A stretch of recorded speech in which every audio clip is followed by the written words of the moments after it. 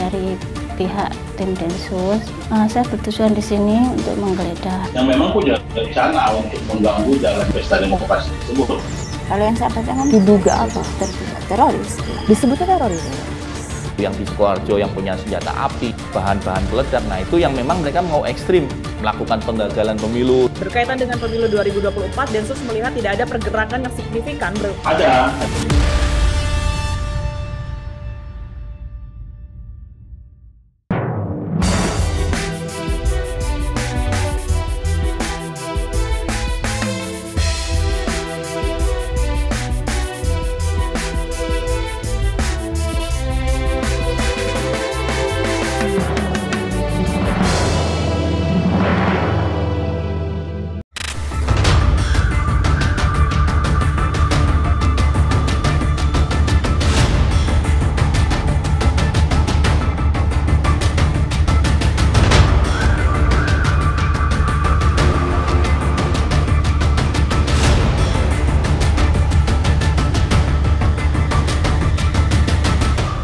Kamis 25 Januari 2024, Densus 88 Anti Teror mengamankan sebanyak 10 orang terduga pelaku teroris di wilayah Solo Raya yang meliputi Kota Solo, Boyolali, Sukoharjo, dan juga Karanganyar. 3 hari setelahnya, Densus kembali mengamankan 2 orang yang merupakan hasil pengembangan dari penangkapan sebelumnya. Sejumlah pihak mengindikasikan bahwa masifnya dugaan aksi terorisme ini juga berkaitan dengan semakin dekatnya pemilihan umum atau pemilu 2024. Benarkah? Saya Tiara harap Anda menyaksikan fakta.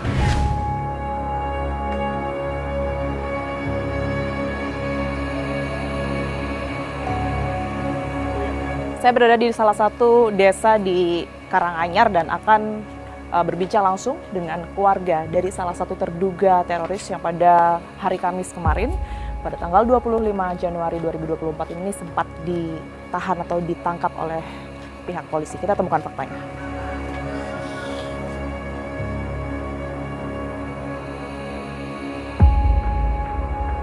Saya saat ini berada di sebelah istri dari salah satu terduga teroris yang beberapa waktu lalu ini sempat diamankan oleh pihak Densus 88 di wilayah Solo Raya dengan inisial A, dan istri bernama Eka. Ini adalah nama samaran karena saya harus melindungi privasi dari narasumber saya saat ini. Selamat siang Mbak Eka. Ya, selamat siang. Mbak Eka, terima kasih sudah menerima tim fakta di Ya. rumah. Ya. Kondisi dan kabar Mbak Eka serta keluarga saat ini gimana Mbak? Ya, alhamdulillah semuanya sehat, tidak ada kekurangan satu apapun. Terutama ibu bapak juga semuanya sehat, anak-anak juga sehat, semua keluarga dekat sehat. Ya. Alhamdulillah semua dalam keadaan baik ya, sekalipun kemarin di tanggal 25 Januari tepatnya di hari Kamis tentunya itu jadi hari yang nggak terduga buat Mbak Eka dan juga keluarga. Saya ingin tahu Mbak, di hari Kamis itu sebenarnya kejadian suami Mas A ini kemudian harus dibawa oleh pihak kepolisian, oleh Densus 88. Ini awal mulanya seperti apa? Awal mula pas waktu pagi ya seperti biasa, ya bilang saya ke toko gitu, saya ke toko dulu ya gitu. Iya, saya udah. Terus habis itu menjelang zuhur itu ada yang gedor-gedor pintu. Izin ke toko tadi jam berapa? Jam biasanya berangkatnya mesti jam 8-an. Jam 8 pagi. Jadi jam 8 pagi ini sebenarnya masih ada interaksi dengan Mbak Eka ya? Izin mau tadi ke toko gitu. Dan itu sih saya ingat suaranya karena itu kakak saya itu. Kakak saya, Mbak buka gitu, bentar saya masih di kamar mandi gitu. Ternyata ada tamu gitu, saya buka, akhirnya tim dari saya kurang tahu sebenarnya siapa mereka. Setelah mereka masuk menjelaskan, ya saya terkaget karena saya juga ya kondisi masih pemulihan istilahnya gitu. Ada apa Pak gitu, ini saya dari pihak tim Densus ya sudah memberitahukan saya petugas ini dan sebagainya, sudah mengamankan suami bapak gitu ya. Setelah itu langsung saya kaget ya, terus langsung down hati saya itu, karena tadi memang perginya ke toko gitu kan. Dijelaskan, saya bertujuan di sini untuk menggeledah rumah bapaknya, saya amankan, boleh minta izin gitu. Dan saya didampingi sama polisi wanita, juga ada polisi laki-laki, dan beberapa perangkat desa, Pak RT, Pak RW, sama Pak Bayan atau Kadus. Itu minta izin sama saya. Akhirnya ya digeledah. Kira-kira? Sekitar di atas 5 orang lah. Di atas 5 orang? Iya. Setelah itu digeledah? Setelah digeledah, yang disita ada tenda camping keluarga. Tenda camping? Iya, sama selimutnya. Sebentar, izin Mbak Eka, maaf saya potong. Artinya setelah polisi tersebut berbicara ke Mbak Eka ya, kalau Mas A ini sudah diamankan, Iya. itu Mas A nggak balik ke rumah lagi ya?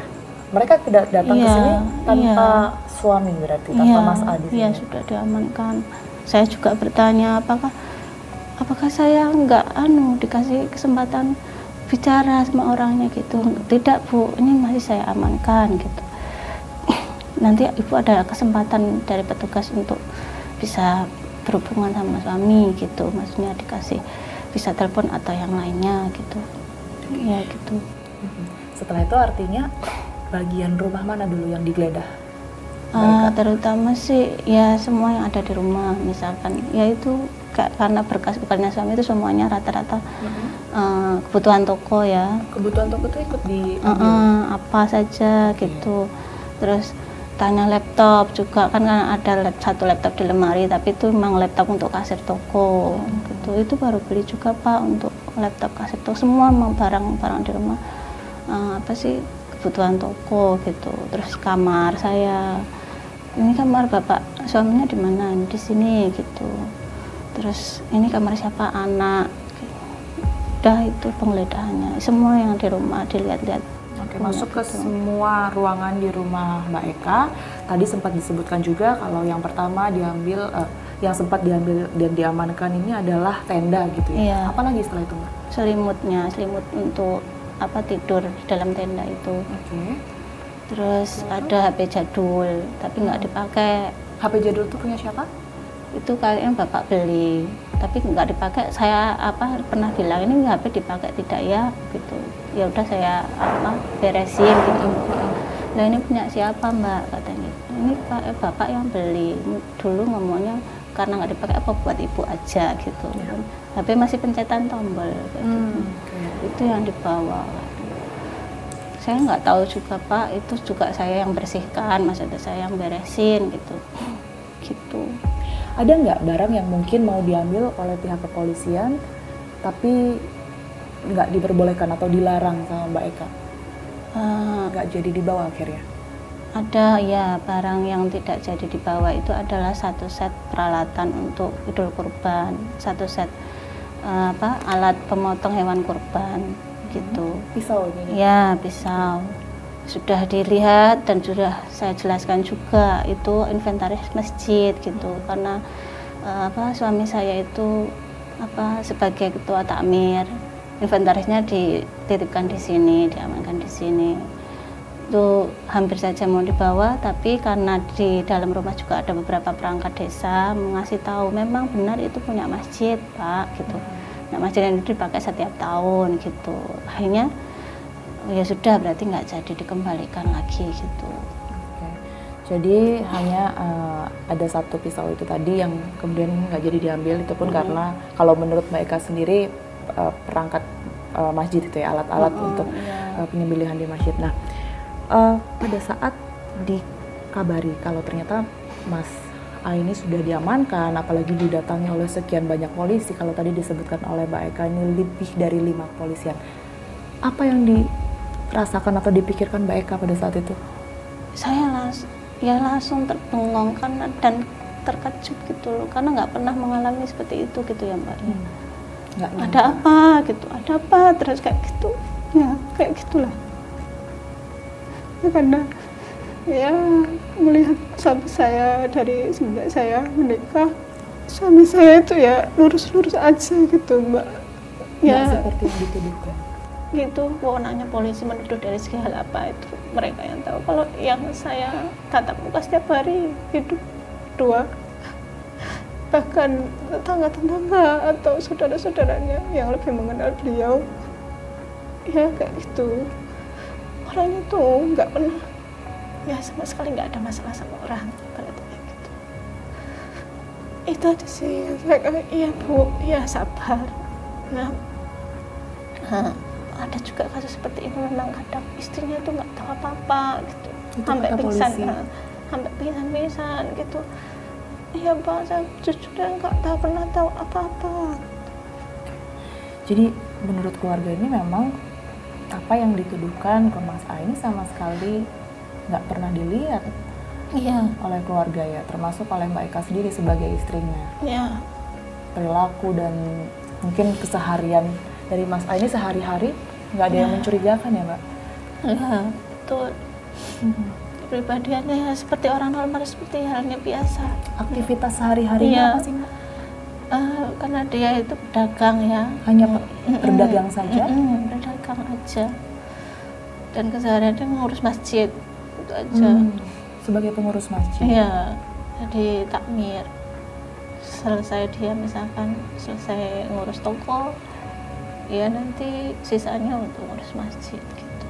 Mas A ini ditangkapnya pada saat di luar rumah? Iya, betul. Ada nggak barang-barang yang digeledah, diambil juga oleh pihak kepolisian dan Mbak Eka ini tahu gitu, artinya barangnya keseharian mungkin dipakai dan ikut disita juga? Iya, yang di bawah setiap kerja tas yang dipakai untuk kerja, tas itu isinya nota belanja semua, terus sama uang untuk pulakan, warna tas selempang itu loh Mbak, itu yang di bawah, itu mungkin juga yang diamankan sama pihak. Jadi mereka betul-betul tahu isinya tas dari Mas A ini. Iya. Ada yang mungkin ditandatangani oleh Mbak Eka setelah mungkin proses dari penggeledahan, penangkapan dari suami sendiri? Kemarin saya sudah menandatangani karena ada petugas kemarin datang memberitahukan surat namanya ini nanti Ibu ya dibaca sama, akhirnya silahkan Ibu tanda tangan di sini gitu. Ya. Isinya apa Mbak Eka? Isinya ya pemberitahuan atas tindaknya itu, kayak ikut seperti halnya tuduhan terorisme itu Mbak. Yang itu. dibaca atau yang diketahui Mbak Eka? Apa isinya yang, itu. Apa yang disampaikan pihak kepolisian sehingga Mas A ini harus ditangkap pada saat itu? Yang disampaikan apa? Ikut kelompok seperti itu. Kelompok apa? Kelompok yang diduga seperti teroris. Terafiliasi. Ya kayak gitu. Yang selama ini Ibu nggak tahu katanya itu. Iya Pak. Gitu. Ya Ibu sabar ya, doakan dari sini gitu. Terakhir komunikasi dengan suami berarti kapan Mbak Eka? Kemarin pas petugasnya datang sekalian ngasih surat. Oh kemarin, satu hari sebelum kita wawancara ini ya? Okay. Ya itu sana video call dari petugasnya sana yang sih. Oke. Apa yang sempat disampaikan? Yang disampaikan ya pertama tanya kabar ya, pertama kali itu, terus karena beliau itu punya tanggungan ngurus toko dan punya karyawan juga gitu loh Mbak. Jadi semuanya dilimpahkan dengan saya tanpa ada kabar atau sama sekali. Jadi saya juga ya sangat bingung gitu loh. Yaitu waktu kita bicara itu hanya menjelaskan baiknya ini yang belum saya ketahui toko ini apa aja. Jadi gitu. semuanya dititipkan ke Mbak Eka ya? Iya, urusan pekerjaan. Urusan pekerjaan gitu. Yang saya selebihnya karena masih banyak saya nggak tahu, ya udah waktunya cukup untuk tanya-tanya tentang toko atau misalkan ada yang belum saya tahu gitu, misalkan kayak ada nota yang belum terbayar kah atau apa gitu. Udah, terus habis itu sudah ya, ini sudah dibatasi waktunya gitu. Ada pesan mungkin yang disampaikan oleh suami ke mungkin Mbak Eka atau ke anak-anak atas kejadian penangkapan itu sendiri, Mbak? Ya, selama pas dikasih waktu video call itu cuman bilang sabar aja ya, doakan gitu, anak-anak juga dijaga, sudah itu aja. Proses setelahnya sempat diinformasikan apa? Atau mungkin tahapan pemeriksaannya sudah sampai mana, hasilnya bagaimana, sudah ada informasi? Katanya masih masa pendidikan. Dari pas Bapak tugasnya kan ngomong paling enggak itu masa penyidikan sampai 2 mingguan, itu kalau lancar. Kalau ada kendala suatu yang lain bisa tambah waktu gitu, misal 3 pekan gitu. Setelah itu baru nanti ke tingkat atas Mbak, kalau sudah clear semua gitu. Baik Kak, makasih banyak sudah mau berbagi kisahnya sama saya. Kita harapkan semoga cepat selesai permasalahan dan semua ini bisa dilalui dengan baik, sekeluarga ya. Kita harapkan yang terbaik semuanya. Makasih banyak sekali lagi Mbak Eka. Kita temukan fakta selanjutnya.